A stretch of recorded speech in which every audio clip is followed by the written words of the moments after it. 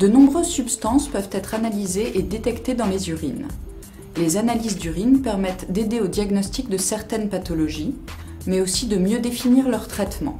Mais elles permettent aussi de savoir si une femme est enceinte, par exemple.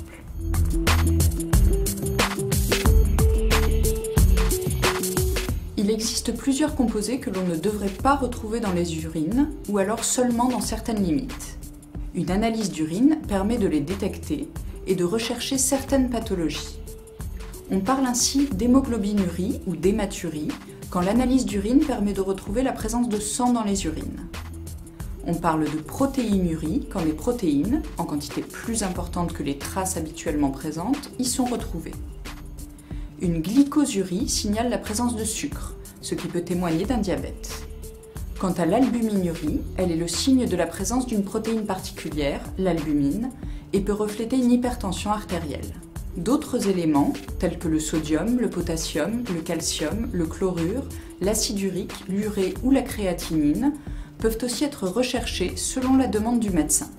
La présence de globules blancs, appelés leucocyturies, est relativement fréquente car elle signale une infection urinaire. Par ailleurs, le dosage de la β-HCG permet de confirmer une grossesse.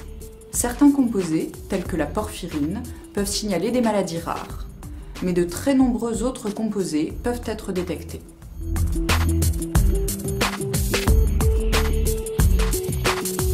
Une analyse d'urine correspond à un ECBU, examen cytobactériologique des urines. Cet examen est souvent demandé et son interprétation est généralement assez facile. Il consiste à dénombrer certains éléments dans un volume donné.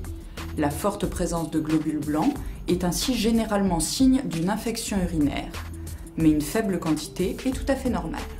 L'analyse d'urine s'effectue en laboratoire, dans des conditions d'hygiène très contrôlées, pour éviter, entre autres, la contamination des échantillons. Cet échantillon est prélevé par le patient, le plus souvent sur la première miction du matin, après des infections locales. Un pot stérile est fourni et doit être rapporté au laboratoire.